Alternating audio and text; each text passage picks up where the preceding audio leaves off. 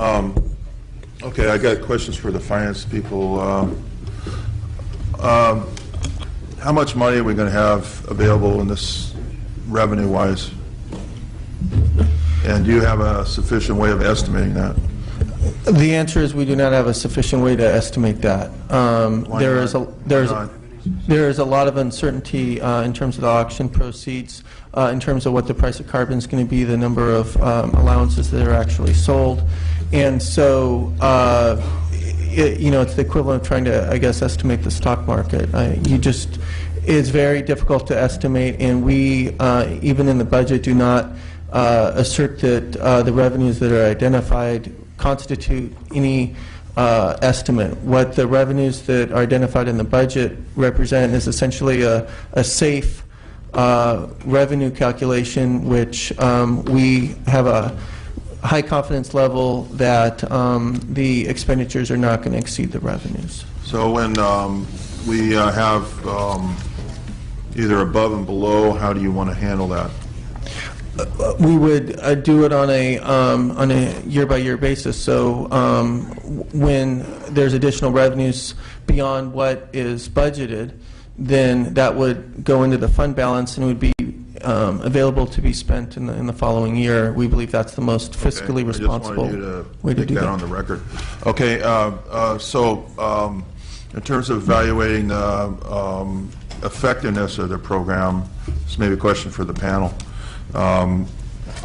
Would an analysis that gives us alternative scenarios and outcomes be an appropriate way to analyze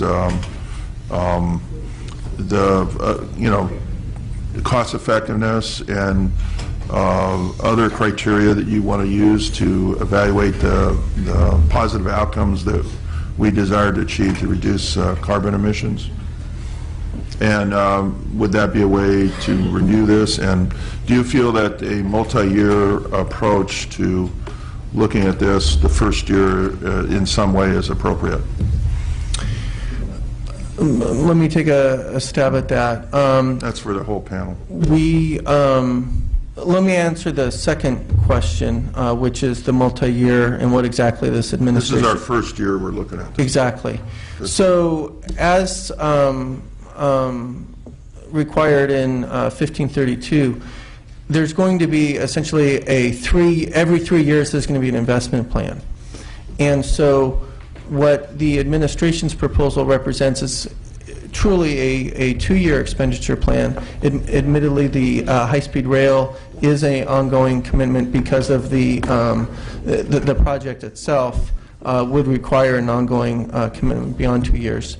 But the idea is that for the next 2 years, consistent with the 2013 investment plan, this would be the expenditures out of cap and trade, and then there would be a subsequent investment plan that we would have further public input on. We would evaluate what went right, what went wrong, ways to improve the programs that were funded in the first cap and trade 1.0. And then we would have a new investment plan, which would then guide future expenditures. So I think the idea... That's for 2 years.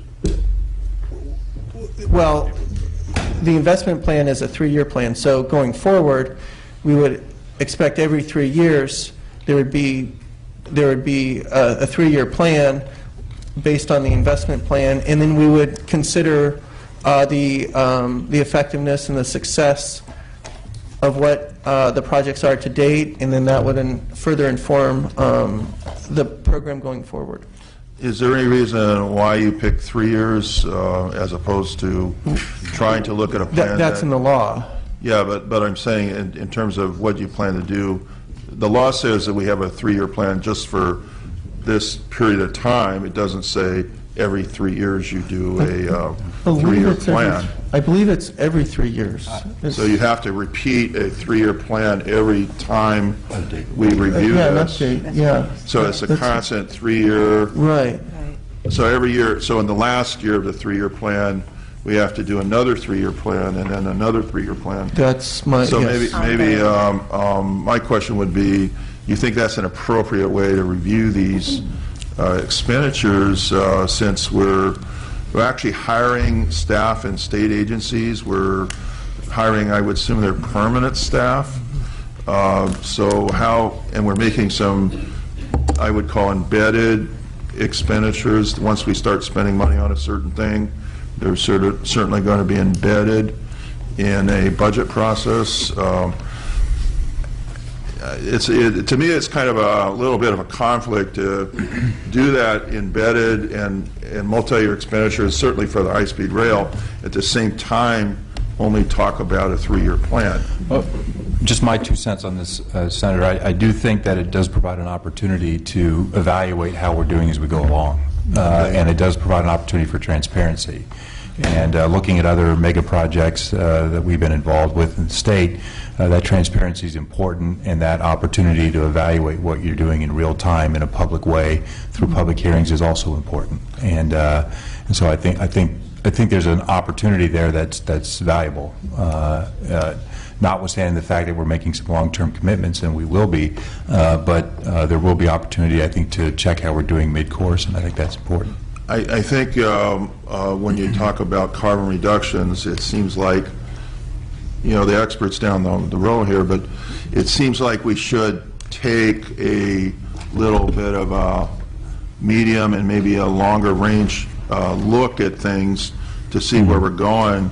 Otherwise, we're blindly spending money without looking beyond 3 years. Okay, and I think that, to me, it doesn't make sense as looking at this as a real major strategy the state of California wants to have to reduce carbon emissions, and we're only looking at these 3-year cycles. It seems like maybe we ought to think about some other ways of doing this on a longer-term strategic basis. Yeah, I would just, if I may, I agree with you, sir, and I would just say that I think this expenditure plan has to be looked at in light of the scoping plan that has to be updated every 5 years, and the long-term targets, which do go to 2020 in terms of the specific numerical reduction. But in the new scoping plan, we're talking about the midterm target and the need to look at something in between 2020 and the ultimate goal of 2050, when we have, very challenging goals in terms of the amount of carbon to be reduced. I think this investment plan is a way to help us get there. And I agree with you that it's not in and of itself going to be the tool, the total tool that's going to achieve the result. But the opportunity to use this money wisely and to reevaluate it, as Secretary Kelly said, on a very regular basis and see how we're doing, I think is a tremendous opportunity that the legislature and the administration together have done. One of the areas I really am familiar with is transportation. Obviously, that's my, 20 years on the regional commission chairing that in the Bay Area. So I know that disadvantaged community trips are short. They're urban trips, survival trips. They need to get to work, need to get to school, need to get to child care, short trips. The dictate that we have disadvantaged communities, 25% advantaged for them, and 10% invested in the disadvantaged communities. Given the fact that what I know about transportation for disadvantaged communities, it seems like the disadvantaged community part of this was not given a priority, at least for transportation. And I want to know, have you considered what I think is a way of reducing carbon in the urban areas? And I'm a big advocate of rail projects, high-speed rail, other rail projects. Urban rail projects do have a huge impact on moving people and getting people out of their cars into urban transit projects. And that is not at all in this plan. And I want to know, was that considered, and did you look at the impact on the fact that urban rail, urban transit projects have the biggest bang for their buck in disadvantaged communities, and especially in terms of what we hope will be part of this is to improve the economy in our state where people need jobs.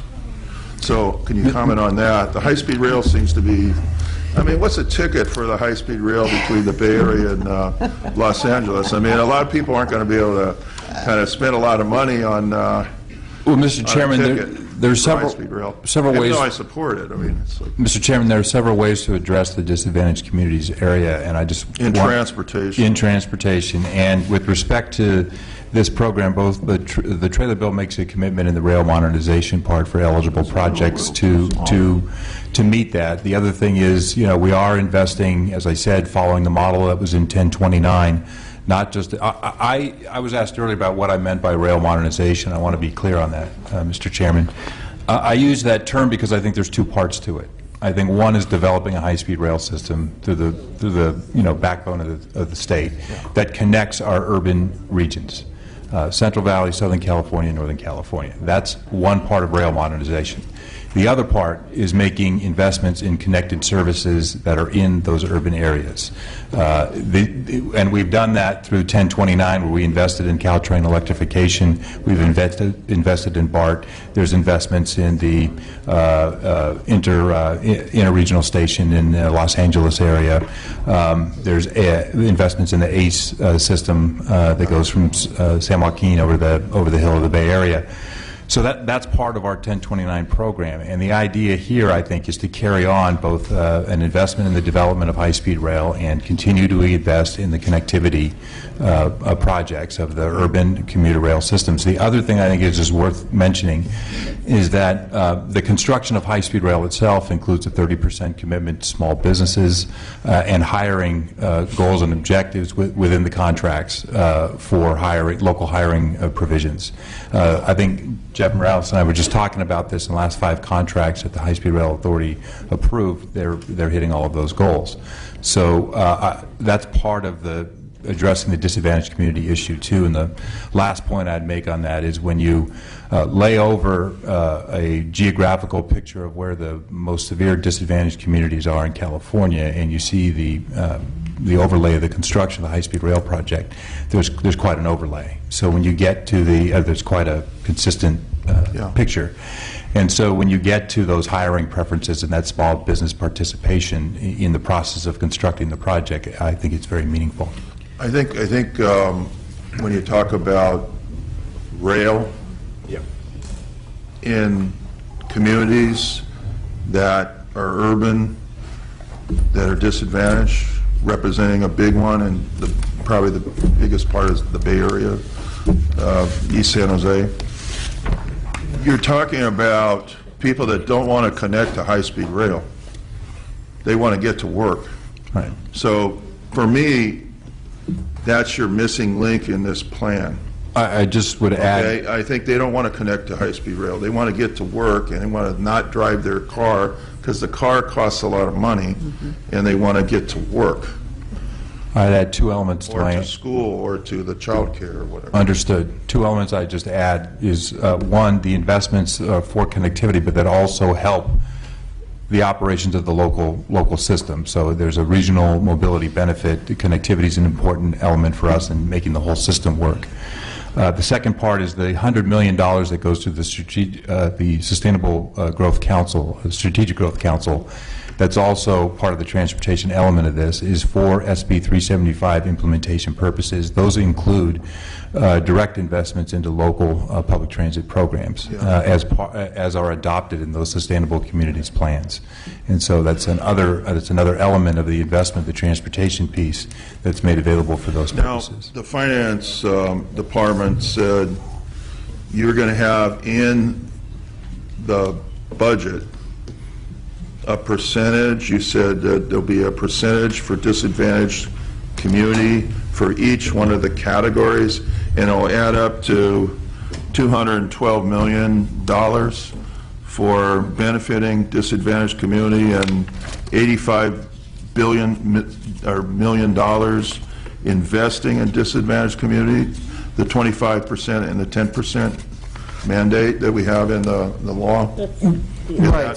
Is that going to be shown in the budget? Right. So if you go to each specific proposal, like I said, it's all integrated. There are going to be some programs such as green state buildings. You're not going to see a disadvantaged community benefit there, but to the extent you see the full 850. We have identified specific disadvantaged community targets for several programs, and they total at least $225 million, and that does not include high-speed rail. Secretary Kelly just mentioned, and he's absolutely right, that if you overlay the high-speed rail construction segment, there would be a benefit to disadvantaged communities there, but we intend to achieve the 25% benefit to disadvantaged communities even without high-speed rail. Okay. And we would be happy to give your staff. I can quickly go through how the calculations Well, we need to go. show that, okay, because that's what Yeah. the law says. So we want to. We'd be happy to provide that information and kind of pull it We together. want to see that in the budget so we can Sure. know what we're voting on. I Sure. appreciate your efforts. I think we have a ways to go to think this out, and I'd be interested in hearing what Senator Pavley says about the strategic, beyond the 3 years. She alluded to it earlier. So thank you. Thank you, Mr. Chairman. Thank you, Senator Bell. Senator Corbett, followed by Senators Torres, Wright, and Mitchell. Thank you very much. First of all, I'd like to just state my agreement with previous comments of the chair and others about developing the metrics, giving us as much information as possible, whether it's through the scoping plan or other information from each department, each program, the information that will allow us to understand how much reduction we receive from these programs and how we meet those targets, so we can make the best informed decisions here. I wanted to speak about something that hasn't been brought up yet in the discussion. I'm very concerned about the use of funds for research and development, innovation, deployment, and obviously the legislative direction has been given in AB 1532, and it was also, if you look at page 6 of the investment plan, it does speak about using greenhouse gas, using cap and trade funds for this purpose, and I believe it's an integration of the rest of the plan through the rest of the plan's programs. So on page 6 of that plan, it states research, development, and deployment of innovative technologies, measures, and practices related to programs and projects funded by cap and trade auction proceeds, and then it references the programs above. So I would just like to hear a little bit more about where we're going to use these funds on research, development, and innovation.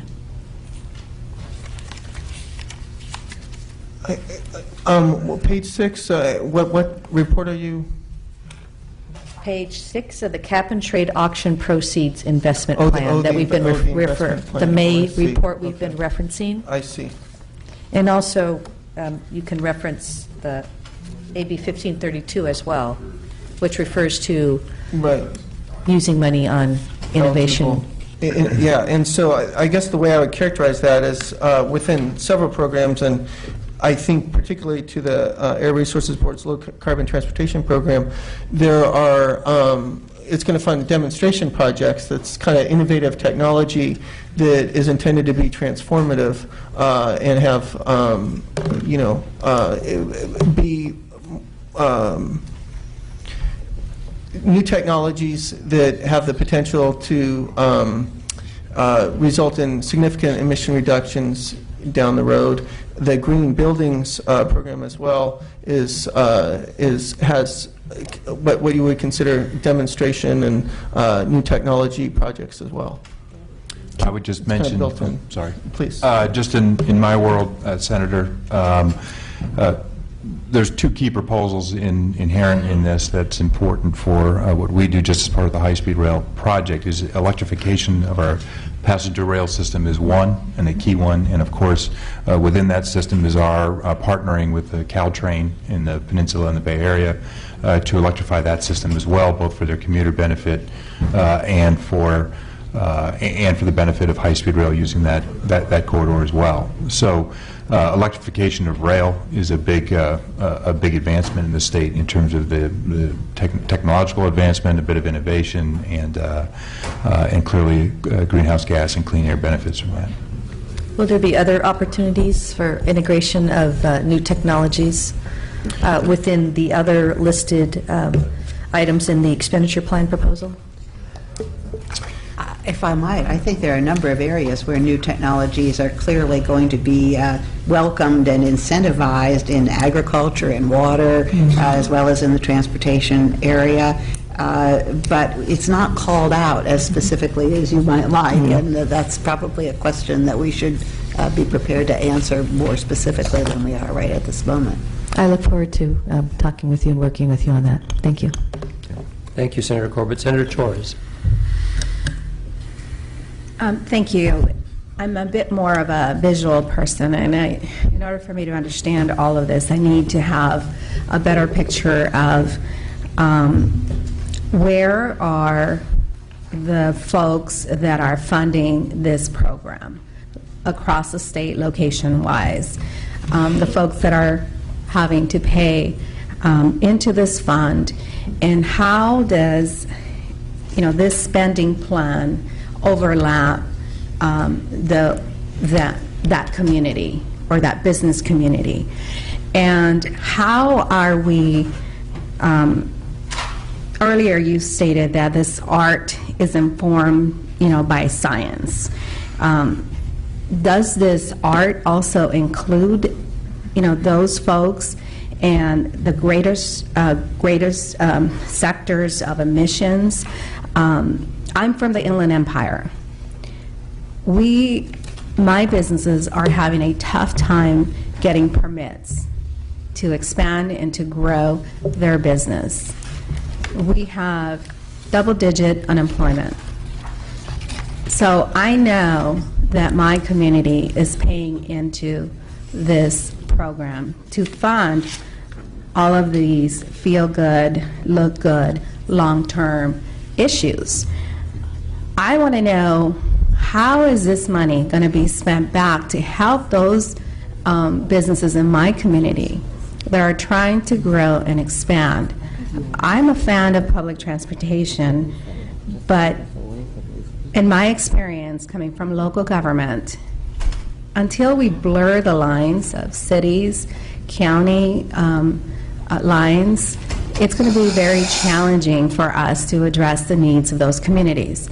San Bernardino County has had a huge growth in population. Commuters that can't afford to live in Los Angeles County. Close to 500,000 people have moved east. But the public transportation infrastructure just isn't there. So part of my question and part of the visual that I need is when we talk about transit-oriented development grants for sustainable communities, does that include my community?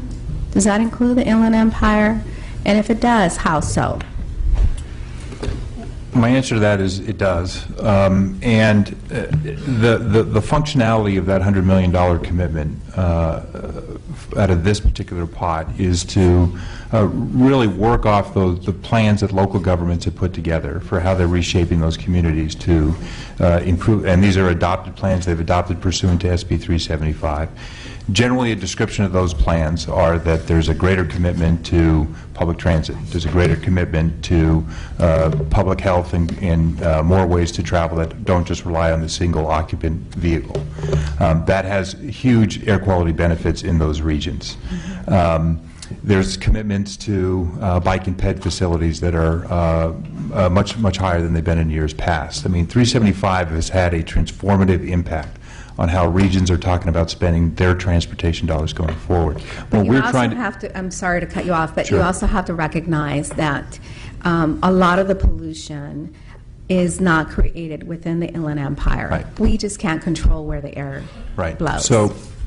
So what we are intending to do here is really two things. The first is make money available to match some of those commitments that regions are making on their local development options, and particularly those that tie the location of housing or commercial development toward available transit stations or stops.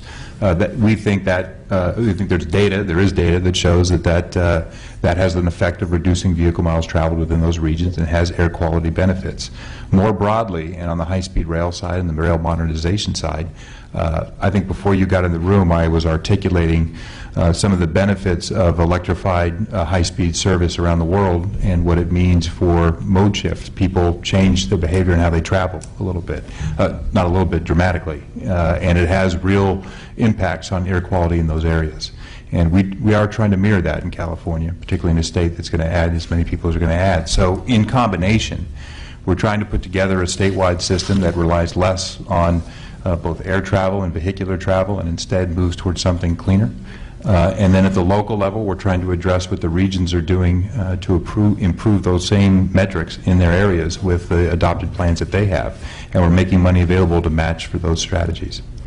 And I get that bigger picture, and I'm not a world traveler. I haven't been many places, whether it's high-speed rail. I can speak to Korea, and I know that they have been successful because their stations, everything feeds into their stations. So, you know, you have a bus system that is speaking to the rail system, to the high-speed system, and to the air system.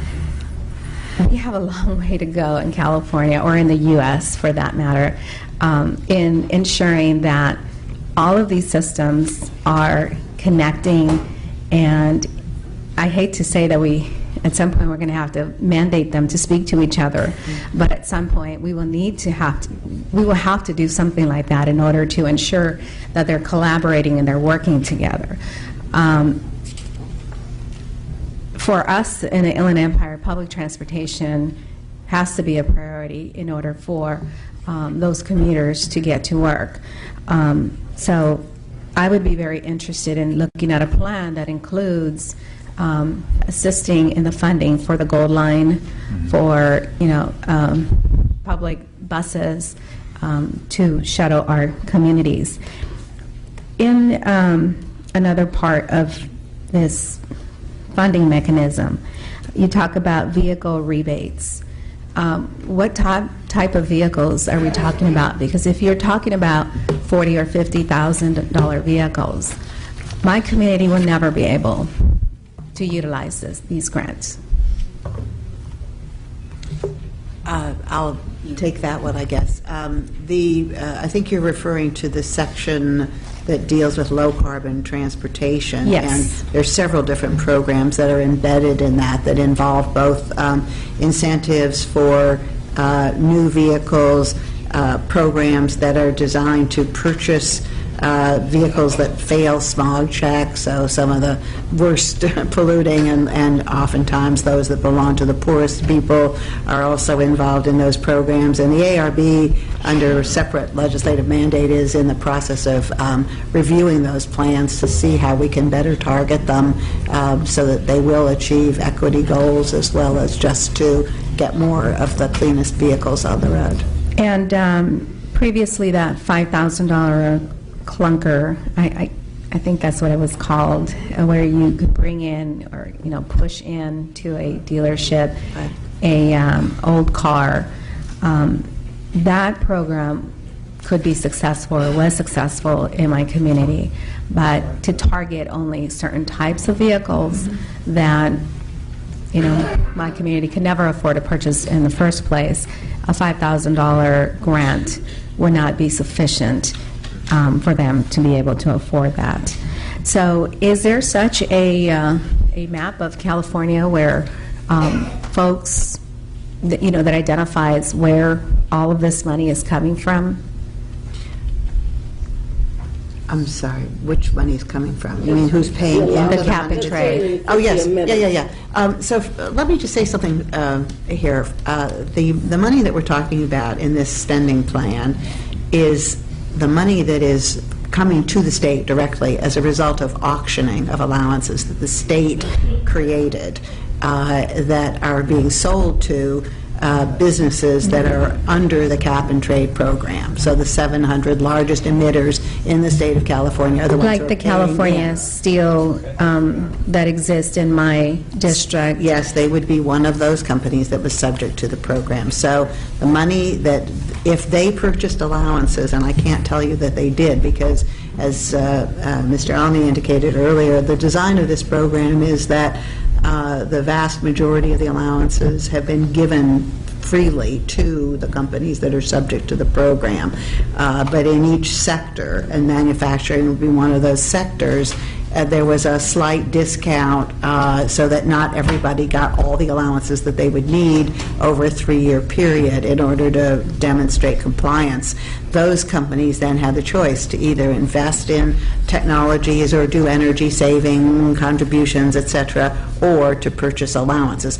We don't give out the information because the companies, the design of the program is that the information about who actually buys the allowances is not public. Only the emissions information is actually published. So I can't tell you precisely who bought allowances at the auction.